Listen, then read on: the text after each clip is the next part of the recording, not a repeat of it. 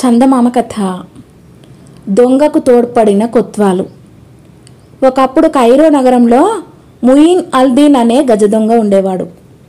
Cairo సుల్తాను ఎంత ప్రయత్నించి కూడా అతన్ని పట్టలేక చివరకు కొత్వాలుగా నియమించాడు. నగరంలోని దొంగలు అతనికి వెరిచి కుక్కిన పేలల్లే అయిపోయారు. ఒకనాడు ముయిన్ వలీగారి ఇంటి ముందు ఆవరణలో పడుకొని చిన్న కునుకు తీస్తుండగా ఒక బరువైన మూట వచ్చి అతని పైన పడింది. ముయిన్ నిద్ర లేచి చుట్టూ చూస్తే ఎవరూ కనిపించలేదు. అతని పైన పడిన మూటలో 1000 బంగారు దీనారాలున్నాయి. నాపై ఇంత అభిమానం ఎవరికి కలిగిందో అనుకుంటూ అతను ఆ దీనారాలను తన జేబులో పెట్టుకున్నాడు. మర్నాడు మళ్ళీ అదే ప్రదేశంలో అతను నిద్రపోతుండగా ఇంకొక మూట బలంగా వచ్చి తలపై పడింది. అందులో కూడా 1000 దీనారాలున్నాయి.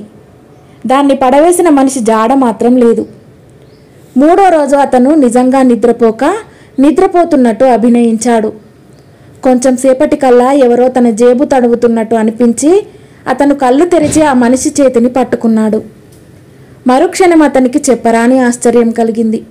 ఎందుచేతనంటే అతనికి చిక్కినది ఒక ఆడమనిషి.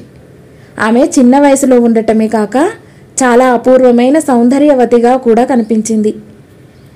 మాట్లాడవద్దని తన వెంట రమ్మని ఆమె సైగ చేసింది. ముయిన్ ఆమె వెంటనే బయలుదేరి వెళ్ళాడు.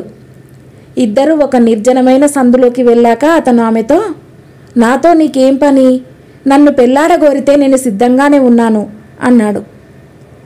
నాకు నీకన్నా మంచి మొగుడు దొరకడనా? విను, నాకొక చిన్న సహాయం చేయాలి.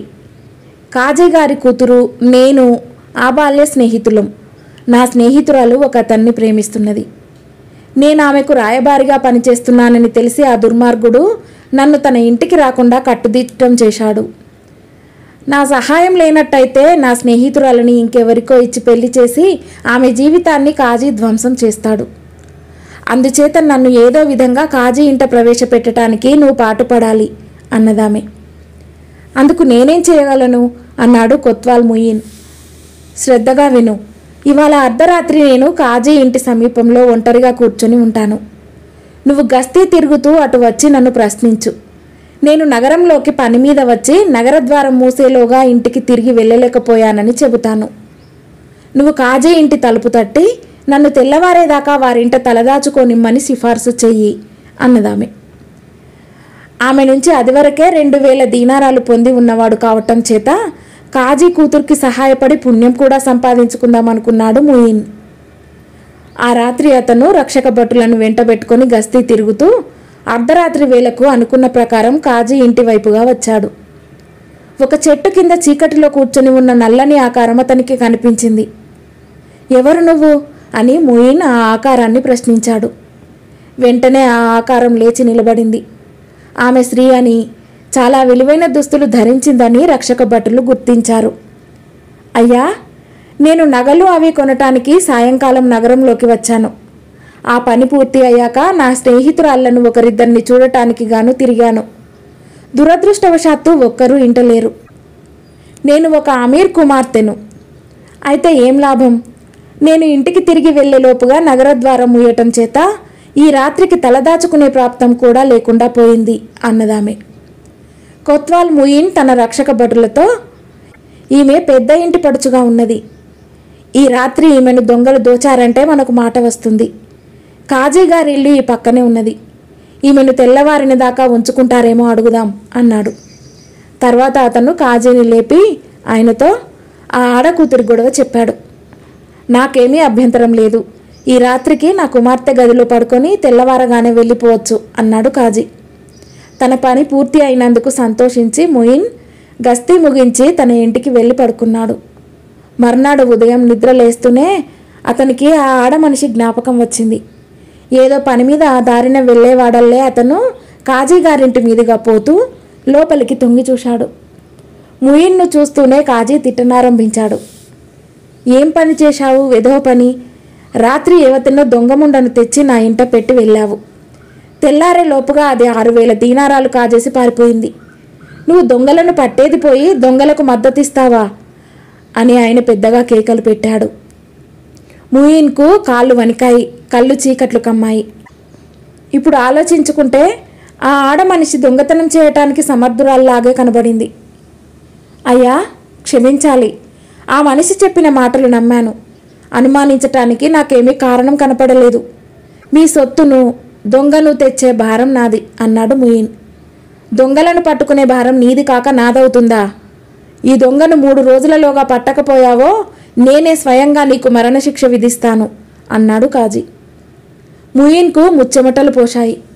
కైరో నగరంలో ఉండే లక్షలాది బురకాలలో దేని చాటున తనకు కావలసిన స్త్రీ ఉన్నది ఎలా పోల్చటం? తన వల్ల కాదు కదా, ఏ మానవ మాతృడి వల్ల కాదు. నాకు కాజీ చేతుల్లో చావు రాసి పెట్టింది అనుకుంటూ ముయిన్ ఇంటికి వెళ్ళి వెల్లకిలా పడుకున్నాడు. 3 రోజులు అతను ఇల్లు దాటి వెళ్ళలేదు. 3వ నాడు ఉదయం ముయిన్ లేచి కాజీ ఇంటికి బయలుదేరాడు. నాకు దొంగ దొరకలేదు, మరణశిక్ష విధించండి అని కాజీతో అనటానికి అతను నిశ్చయించుకున్నాడు. ముయిన్ ఒక సందులో నుంచి వెళుతూ ఎందుకో తల ఎత్తి చూశాడు. మేడపై నుండి ఒక స్త్రీ వెదురు తడిక తెరను పక్కకు తొలగించి తన కేసి చూస్తూ పైకి రమ్మని సైగ చేసింది. ఆమెను ముయిన్ క్షణంలో గుర్తించాడు. ఆ మనిషే. గబగబా మెట్లెక్కి ముయిన్ పైకి వెళ్ళాడు. ఆమె నవ్వుతూ అతనికి ఎదురు వచ్చి, నా మూలంగా పెద్ద చిక్కులో పడినట్టున్నావే అన్నది. నీకోసం 3 రోజులుగా నగరమంతా గాలిస్తున్నాను. ఏమిటి నీ ఉద్దేశం? నీ స్నేహితురాలికి తోడ్పడుతున్నావంటే సహాయపడ్డాను గాని కాజీ డబ్బెందుకు కాజేశావు అని ముయిన్ ఆమెతో అన్నాడు. ఎందుకా? వాడు వట్టి పిసినిగొట్టు గనక. ఆ డబ్బు గొడవంతా నీకెందుకు? ప్రస్తుతం నీ పీకపైకి వచ్చింది గనక నిన్ను కాపాడే మార్గం చెబుతాను విను. ఆ కాజీ నీ మీద నేరం మోప చూస్తాడు. నువ్వే అతనిపై ముందుగా నేరం మోపు. ఆయన ఇంటి వంటగది మూల ఒక జాడి ఉన్నది. నువ్వు ఇల్లంతా సోదా చేసినట్టు చేసి ఆ జాడీలో నుంచి ఒక మూట పైకి తీయి. అందులో నేను ఆ రాత్రి ధరించిన బట్టలన్నీ ఉంటాయి. అవి నెత్తురుతో తడిసి ఉంటాయి. ఆ మూట విప్పగానే పులిలాంటి కాజీ పిల్లి అయిపోతాడు. నిన్నిక ఏమీ చేయలేడు అన్నదా దొంగ మనిషి అతని చేతిలో 100 దీనారాలు పెడుతూ. పోయే ప్రాణాలు తిరిగి వచ్చినట్టయింది ముయిన్కు. అతను ధాటీగా నడుచుకుంటూ కాజీ ఇంటికి వెళ్ళాడు. కాజీ అతన్ని చూస్తూనే, పనికి మాలినవాడా, నా సొమ్మెక్కడా, ఆ దొంగెక్కడా అని రంకెలు వేశాడు. ఆ మాట మిమ్మల్నే అడగాలని వచ్చాను కాజీ గారు. నేను నా రక్షక భటులు నగరమంతా జల్లించామంటే నమ్మండి. ఆ పిల్లజాడ చెప్పిన వారు ఒక్కరు కూడా లేరు. ఆమె మీ ఇంట్లో అడుగు పెట్టడం నేను నా మనుషులు కల్లారా చూశాం. మీ ఇంటి నుంచి ఆమె బయటికి వెళ్ళటం చూసిన వారు ఒక్కరు కూడా లేరు. ఆ పిల్ల కానీ ఆమె శవం కానీ మీ ఆవరణలోనే దొరకాలి. దానికోసం వెతకటం కొత్వాలునైన నా విధి అన్నాడు ముయిన్ దర్పంగా. కాజీ ముఖం వాలిపోయింది. కాసేపు ఆయన నోట మాట రాలేదు. చివరకాయన, నువ్వు అనేది అసంభవం. ఆమెను ఎవరూ చంపలేదు. ఎందుకు చంపుతాం? పైన పోయిన నా 6000 దీనారాల మాట ఏమిటి అన్నాడు. దానికైనా సాక్ష్యం ఏమున్నది? మీ మాటేగా అన్నాడు కొత్వాల్. ముయిన్ ఇల్లంతా వెతికాడు. దొడ్డి అంతా వెతికాడు. ఎక్కడా ఆడమనిషి జాడలేదు. ఉండదని అతనికి తెలుసు.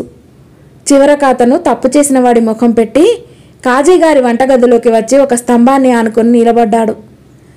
ఆ గది మూల జాడి ఒకటి ఉన్నది. ఇప్పుడు కాజీకి మళ్ళీ కాస్త ధైర్యం వచ్చింది. ఆయన కొత్వాలుతో, ఏది ఆ మనిషి శవం? నేను హంతకున్నంటివే, సొమ్ము పోయిందని అబద్ధాలాడానంటివే. నా అబద్ధాలు, హత్యలు రుజువు చేయవేం? నా మీదనే ఇంత నేరం మోపుతావుగా అంటూ గట్టిగా రంకెలు పెట్టసాగాడు. అకస్మాత్తుగా ముయిన్ తల ఎత్తి, నెత్తురు వాసన ఆ జాడీ వైపు నుంచి వస్తున్నది అంటూ పరిగెత్తి వెళ్ళి మూలనున్న జాడీలో చెయ్యి పెట్టి ఒక మూట పైకి తీశాడు. ఆ మూట విప్పితే అందులో నెత్తురుతో తడిసిన దుస్తులున్నాయి. ఆ దుస్తులు ఆ రాత్రి తన ఇంట పడుకున్న స్త్రీ ధరించినవేనని కాజీ గుర్తించాడు. ఆయన వణికిపోతూ కొత్వాలతో, నేను పెద్దవాణ్ణి, పరువుగా బ్రతుకుతున్నవాణ్ణి. నేను ప్రమాణపూర్తిగా ఆ పిల్లను హత్య చేయలేదు. కానీ ఈ దుస్తుల మాట పైకి పొక్కిందంటే నా పరువు కాస్త పోతుంది. ఈ విచారణ ఇంతటితో పోనిచ్చావంటే నీకు నా కృతజ్ఞత చూపుతాను అంటూ అతని చేతులు పట్టుకున్నాడు. కొత్వాలు కాజీ వద్ద 1000 దీనారాలు పుచ్చుకొని ఆ బట్టలను కాజీ ఎదుటనే తగలబెట్టి తన దారిన వెళ్ళిపోయాడు. కథ సమాప్తం.